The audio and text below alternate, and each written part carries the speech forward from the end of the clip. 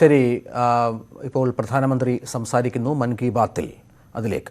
Media के साथ ही ये सब जो सेवा कर रहे हैं उसकी चर्चा मैंने कई बार की है। मन की बात में भी मैंने उसका जिक्र किया है। सेवा में अपना सब कुछ समर्पित कर देने वाले लोगों की संख्या अनगिनत है। ऐसे ही एक सज्जन है तमिलनाडु के सी मोहन। सी मोहन जी मदुरई में एक सैलून चलाते हैं। अपनी मेहनत की कमाई से इन्होंने अपनी बेटी की पढ़ाई के लिए 5 लाख रुपए बचाए थे, लेकिन इन्होंने ये पूरी राशि इस समय जरूरतमंदों, गरीबों की सेवा के लिए खर्च कर दी।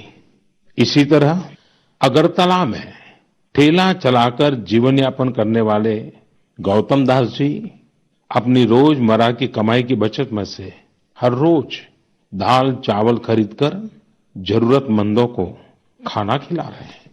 पंजाब के पठानकोट से भी एक ऐसा ही उदाहरण मुझे पता चला। यहाँ दिव्यांग भाई राजू ने दूसरों की मदद से जोड़ी गई छोटी सी पूंजी से 3000 से अधिक मास्क बनवाकर लोगों में बांटे। भाई राजू ने इस मुश्किल समय में करीब 100 परिवारों के लिए खाने का राशन भी जुटाया।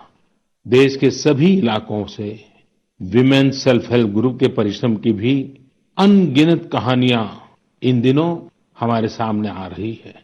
गांवों में, छोटे कस्बों में हमारी बहनें, बेटियां हर दिन हजारों की संख्या में मास्क बना रही हैं। तमाम सामाजिक संस्थाएं भी इस काम में इनका सहयोग कर रही हैं। साथियों, ऐसे कितने ही उदाहरण हर दिन दिखाई और सुनाई पड़ रहे हैं। कितने ही लोग खुद भी मुझे नमो ऐप और अन्य माध्यमों के जरिए अपने प्रयासों के बारे में बता रहे हैं। कई बार समय की कमी के चलते मैं बहुत से लोगों का, बहुत से संगठनों का, बहुत सी संस्थाओं का नाम नहीं ले पाता हूं। सेवा भाव से लोगों की मदद कर रहे ऐसे सभी लोगों की मैं प्रशंसा करता हूं, उनका आदर करता हूं, उनका तहे दिल से अभिनंदन करता हूं। मेरे प्यारे देशवासियों, एक और बात जो मेरे मन को छू गई है वो है संकट की इस घड़ी में इनोवेशन। तमाम देशवासी गांवों से लेकर शहरों तक, हमारे छोटे व्यापारियों से लेकर स्टार्टअप तक, हमारी लैब्स कोरोना के खिलाफ लड़ाई में नए नए तरीके इजाद कर रहे हैं, नए नए इनोवेशन कर रहे हैं। जैसे नासिक के राजेंद्र यादव का उदाहरण बहुत दिलचस्प है। राजेंद्र जी नासिक में सतना गांव के किसान हैं। अपने गांव को कोरोना संक्रमण से बचाने के लिए उन्होंने अपने ट्रैक्टर से जोड़कर एक सैनिटाइजेशन मशीन बना ली है और ये इनोवेटिव मशीन बहुत प्रभावी तरीके से काम कर रही है। इसी तरह मैं सोशल मीडिया में कई तस्वीरें देख रहा था। कई दुकानदारों ने 2 गज की दूरी के लिए दुकान में बड़े पाइपलाइन लगा लिए हैं, जिसमें एक छोर से वो ऊपर से सामान डालते हैं और दूसरी छोर से ग्राहक अपना सामान ले लेते हैं।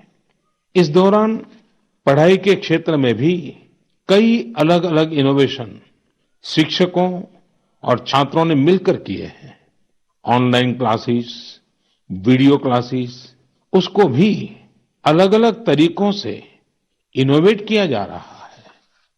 कोरोना की वैक्सीन पर हमारी लैब्स में जो काम हो रहा है उस पर तो दुनिया भर की नजर है और हम सबकी आशा भी। किसी भी परिस्थिति को बदलने के लिए इच्छा शक्ति के साथ ही बहुत कुछ इनोवेशन पर भी निर्भर करता है। हजारों सालों की मानव जात की यात्रा लगातार इनोवेशन से ही इतने आधुनिक दौर में पहुंची है।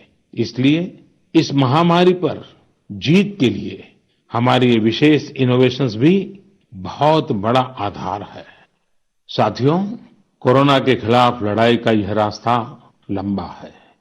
एक ऐसी आपदा जिसका पूरी दुनिया के पास कोई इलाज ही नहीं है, जिसका कोई पहले का अनुभव भी नहीं है, तो ऐसे में नई नई चुनौतियां और उसके कारण परेशानियां हम अनुभव भी कर रहे हैं। ये दुनिया के हर कोरोना प्रभावित देश में हो रहा है और इसलिए भारत भी इससे अछूता नहीं है। हमारे देश में भी कोई वर्ग ऐसा नहीं है जो कठिनाई में न हो, परेशानी में न हो। और इस संकट की सबसे बड़ी चोट अगर किसी पर पड़ी है तो हमारे गरीब, मजदूर, श्रमिक वर्ग पर पड़ी है। उनकी तकलीफ, उनका दर्द, उनकी पीड़ा शब्दों में नहीं कही जा सकती। हम में से कौन ऐसा होगा जो उनकी और उनके परिवार की तकलीफों को अनुभव न कर रहा हो। हम सब मिलकर इस तकलीफ को, इस पीड़ा को बांटने का प्रयास कर रहे हैं। पूरा देश प्रयास कर रहा है। हमारे रेलवे के साथी दिन रात लगे हुए हैं। केंद्र हो, राज्य हो, स्थानीय स्वराज की संस्थाएं हो, हर कोई दिन रात मेहनत कर रहे हैं। जिस प्रकार रेलवे के कर्मचारी आज जुटे हुए हैं, वे भी एक प्रकार से अग्रिम पंक्ति में खड़े कोरोना वॉरियर्स ही है। लाखों श्रमिकों को ट्रेनों से और बसों से सुरक्षित ले जाना, उनके खाने पीने की चिंता करना, हर जिले में क्वारंटाइन केंद्रों की व्यवस्था करना, सभी की टेस्टिंग, चेकअप, उपचार की व्यवस्था करना, ये सब काम लगातार चल रहे हैं और बहुत बड़ी मात्रा में चल रहे हैं। लेकिन साथियों, जो दृश्य आज हम देख रहे हैं, इससे देश को अतीत में जो कुछ हुआ उसके अवलोकन और भविष्य के लिए सीखने का अवसर भी मिला है। आज हमारे श्रमिकों की पीड़ा में हम देश के पूर्वी हिस्से की पीड़ा को देख सकते हैं।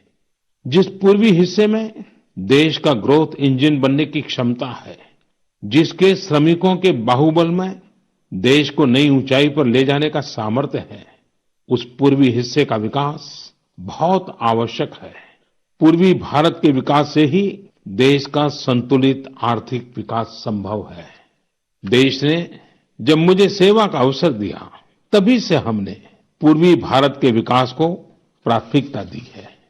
मुझे संतोष है कि बीते वर्षों में इस दिशा में बहुत कुछ हुआ है और अब प्रवासी मजदूरों को देखते हुए बहुत कुछ नए कदम उठाना भी आवश्यक हो गया है और हम लगातार उस दिशा में आगे बढ़ रहे हैं। जैसे कहीं श्रमिकों की स्किल मैपिंग का काम हो रहा है, कहीं स्टार्टअप्स इस काम में जुटे हैं, कहीं माइग्रेशन कमीशन बनाने की बात हो रही है। इसके अलावा केंद्र सरकार ने अभी जो फैसले लिए हैं, उससे भी गांवों में रोजगार, स्वरोजगार, लघु उद्योगों से जुड़ी विशाल संभावनाएं खुली हैं। ये फैसले इन स्थितियों के समाधान के लिए हैं, आत्मनिर्भर भारत के लिए हैं। अगर हमारे गांव आत्मनिर्भर होते, हमारे कस्बे, हमारे जिले, हमारे राज्य आत्मनिर्भर होते, तो अनेक समस्याओं ने वो रूप नहीं लिया होता जिस रूप में वो आज हमारे सामने खड़ी है।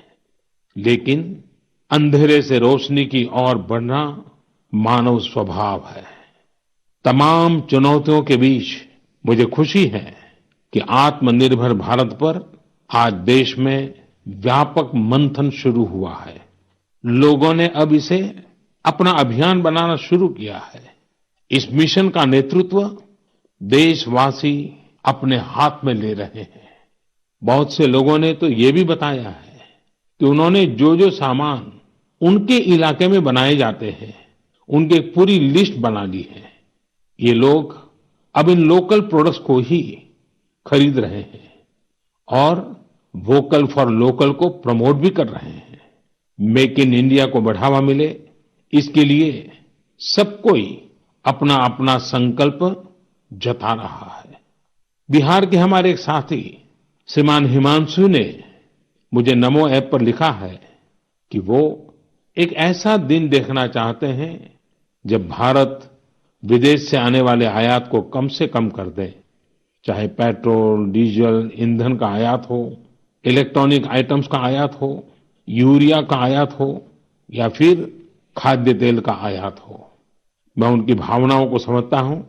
हमारे देश में कितनी ही ऐसी चीजें बाहर से आती हैं जिन पर हमारे ईमानदार टैक्स पेयर्स का पैसा खर्च होता है, जिनका विकल्प हम आसानी से भारत में तैयार कर सकते हैं। असम के सुदीप ने मुझे लिखा है कि वो महिलाओं के बनाए हुए लोकल बैम्बू प्रोडक्ट्स का व्यापार करते हैं और उन्होंने तय किया है कि आने वाले 2 वर्ष में वे अपने बैम्बू प्रोडक्ट को एक ग्लोबल ब्रांड बनाएंगे। मुझे पूरा भरोसा है आत्मनिर्भर भारत अभियान इस दशक में देश को नई ऊंचाई पर ले जाएगा। मेरे प्यारे देशवासियों, कोरोना संकट के इस दौर में मेरी विश्व के अनेक नेताओं से बातचीत हुई है, लेकिन मैं एक सीक्रेट जरूर आज बताना चाहूंगा। विश्व के अनेक नेताओं की जब बातचीत होती है तो मैंने देखा इन दिनों उनकी बहुत ज्यादा दिलचस्पी योग और आयुर्वेद के संबंध में होती है। कुछ नेताओं ने मुझसे पूछा कि कोरोना के इस काल में ये योग और आयुर्वेद कैसे मदद कर सकते हैं। साथियों, अंतर्राष्ट्रीय योग दिवस जल्द ही आने वाला है। योग जैसे जैसे लोगों के जीवन से जुड़ रहा है, लोगों में अपने स्वास्थ्य को लेकर जागरूकता भी लगातार बढ़ रही है। अभी कोरोना संकट के दौरान भी ये देखा जा रहा है कि हॉलीवुड से हरिद्वार तक घर में रहते हुए लोग योग पर बहुत गंभीरता से ध्यान दे रहे हैं। हर जगह लोगों ने योग और उसके साथ साथ आयुर्वेद के बारे में और ज्यादा जानना चाहा है, उसे अपनाना चाहा है। कितने ही लोग जिन्होंने कभी योग नहीं किया, वे भी या तो ऑनलाइन योग क्लास से जुड़ गए हैं या फिर ऑनलाइन वीडियो के माध्यम से भी योग सीख रहे हैं। सही में योग कम्युनिटी, इम्यूनिटी और यूनिटी सबके लिए अच्छा है। साथियों, कोरोना संकट के इस समय में योग आज इसलिए भी ज्यादा अहम है क्योंकि ये वायरस हमारे रेस्पिरेटरी सिस्टम को सबसे अधिक प्रभावित करता है। योग में तो रेस्पिरेटरी सिस्टम को मजबूत करने वाले कई तरह के प्राणायाम है, जिनका असर हम लंबे समय से देखते आ रहे हैं। ये टाइम टेस्टेड टेक्निक्स हैं, जिसका अपना अलग महत्व है। कपालभाति और अनुलोम विलोम प्राणायाम से अधिकतर लोग परिचित होंगे, लेकिन भस्त्रिका, शीतली, भ्रामरी जैसे कई प्राणायाम के प्रकार है, जिसके अनेक लाभ भी है। वैसे आपके जीवन में योग को बढ़ाने के लिए आयुष मंत्रालय ने भी इस बार एक अनोखा प्रयोग किया है।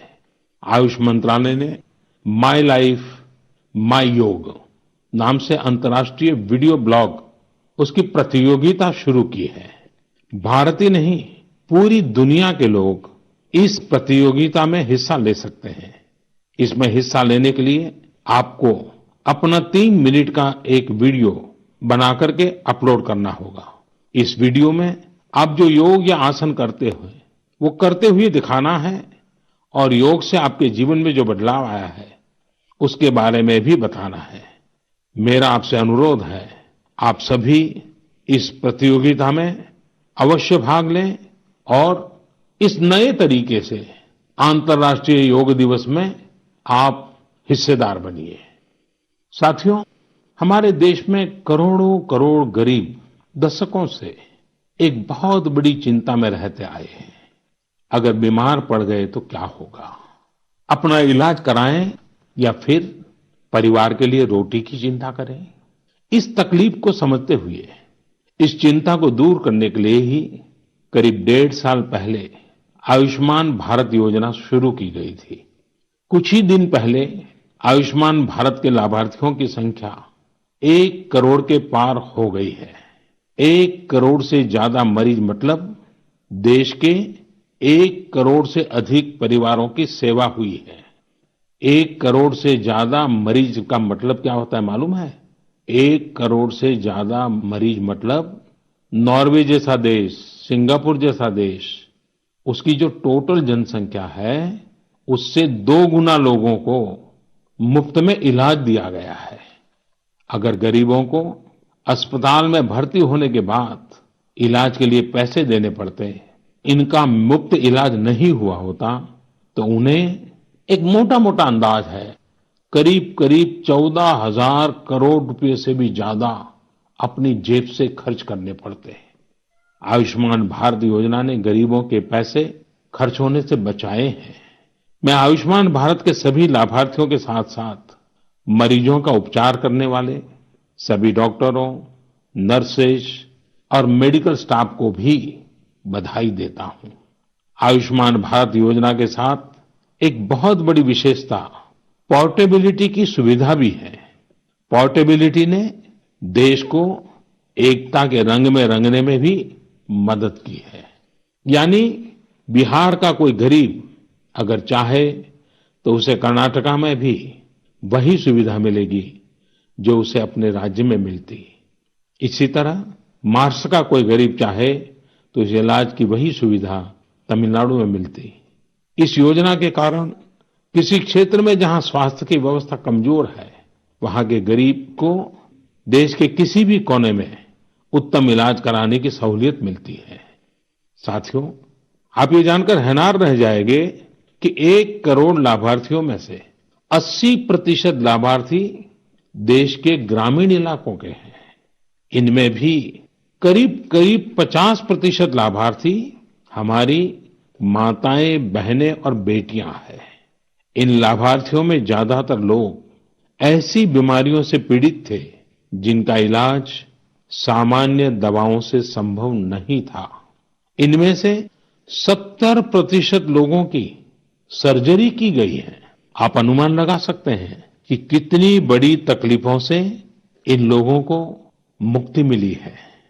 मणिपुर के चुरा चांदपुर में 6 साल के बच्चे केलेनसांग, उसको भी इसी तरह आयुष्मान योजना से नया जीवन मिला है। केलेनसांग को इतनी छोटी उम्र में ब्रेन की गंभीर बीमारी हो गई। इस बच्चे के पिता दिहाड़ी मजदूर हैं और मां बुनाई का काम करती हैं। ऐसे में बच्चे का इलाज कराना बहुत कठिन हो रहा था, लेकिन आयुष्मान भारत योजना से अब उनके बेटे का मुफ्त इलाज हो गया है। कुछ इसी तरह का अनुभव पुडुचेरी की अमूर्था वल्ली जी का भी है। उनके लिए भी आयुष्मान भारत योजना संकट मोचक बनकर आई है। अमूर्था वल्ली जी के पति की हार्ट अटैक से दुखद मृत्यु हो चुकी है। उनके 27 साल के बेटे जीवा को भी हार्ट की बीमारी थी। डॉक्टर्स ने जीवा के लिए सर्जरी की सलाह दी थी, लेकिन दिहाड़ी मजदूरी करने वाले जीवा के लिए अपने खर्च से इतना बड़ा ऑपरेशन करवाना संभव ही नहीं था। लेकिन अमूर्था वल्ली ने अपने बेटे का आयुष्मान भारत योजना में रजिस्ट्रेशन करवाया और 9 दिनों बाद बेटे जीवा के हार्ट की सर्जरी भी हो गई। साथियों, मैंने आपको सिर्फ 3-4 घटनाओं का जिक्र किया। आयुष्मान भारत से तो ऐसी 1 करोड़ से अधिक कहानियां जुड़ी हुई है। ये कहानियां जीते जागते इंसानों की हैं। दुख तकलीफ से मुक्त हुए हमारे अपने परिवारजनों की है। आपसे मेरा आग्रह है, कभी समय मिले तो ऐसे व्यक्ति से जरूर बात करिएगा जिसने आयुष्मान भारत योजना के तहत अपना इलाज कराया हो। आप देखेंगे कि जब एक गरीब बीमारी से बाहर आता है तो उसमें गरीबी से लड़ने की भी ताकत नजर आने लगी है। और मैं हमारे देश के ईमानदार टैक्स पेयर से कहना चाहता हूं, आयुष्मान भारत योजना के तहत जिन गरीबों का मुफ्त इलाज हुआ है, उनके जीवन में जो सुख आया है, संतोष मिला है, उस पुण्य के असली हकदार आप भी हैं। हमारा ईमानदार टैक्स पेयर भी इस पुण्य का हकदार है।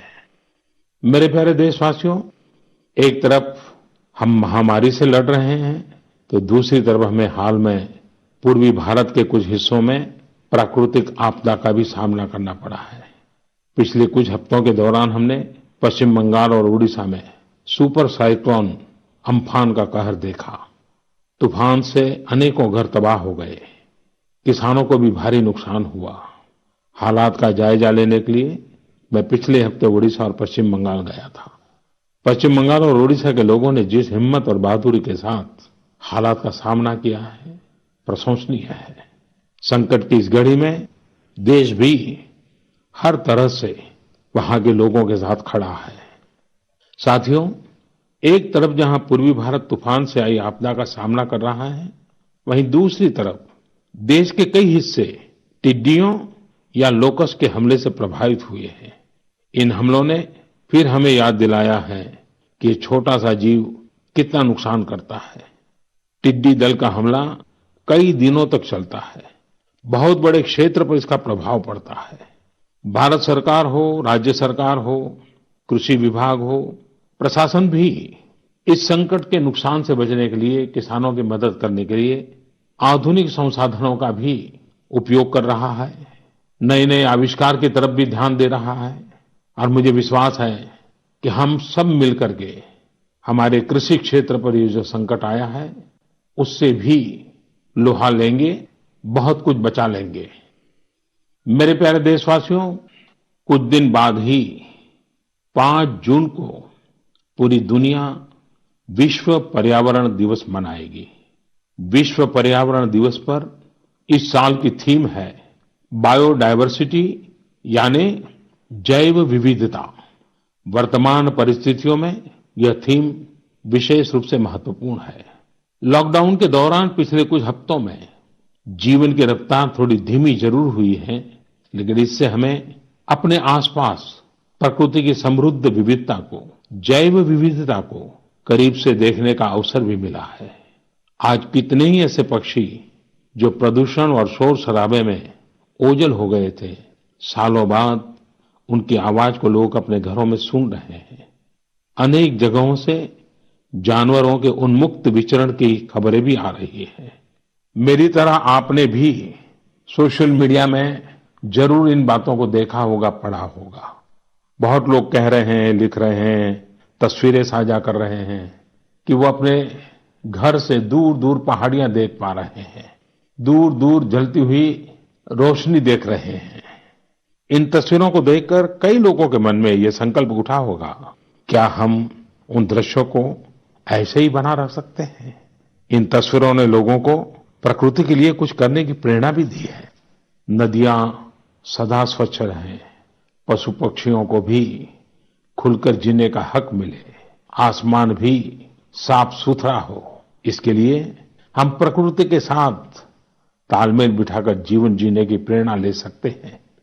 मेरे प्यारे देशवासियों, हम बार बार सुनते हैं जल है तो जीवन है, जल है तो कल है, लेकिन जल के साथ हमारी जिम्मेवारी भी है।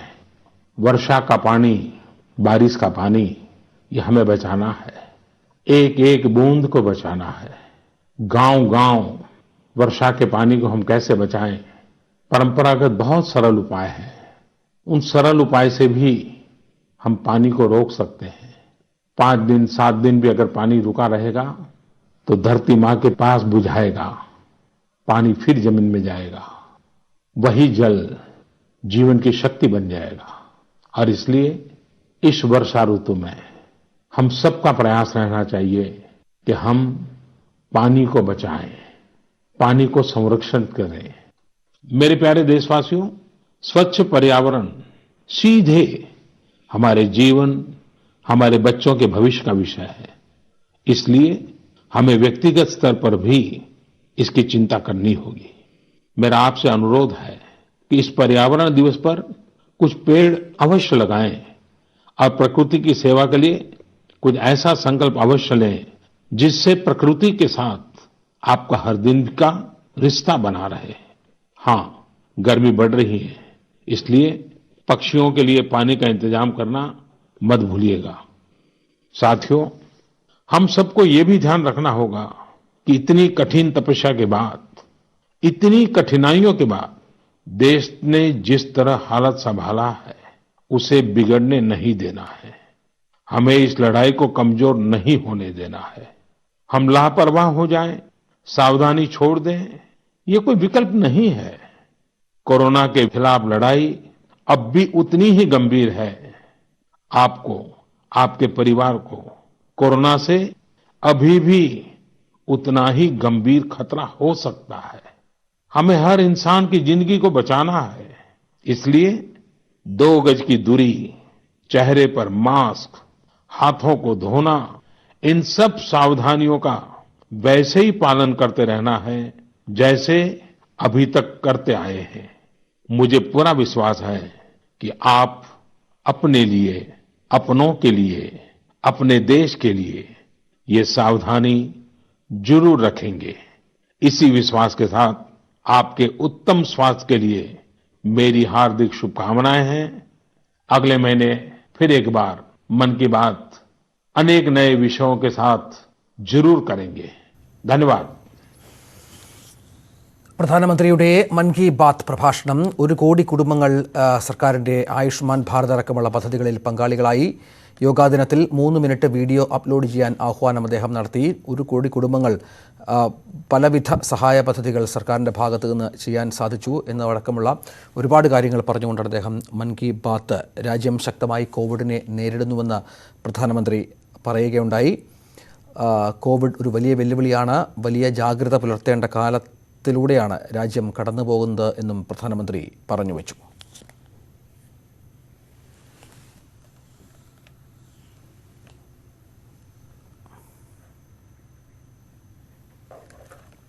വാർത്താ ബുള്ളറ്റിൻ പൂർണ്ണമാവുകയാണ്. നമസ്കാരം.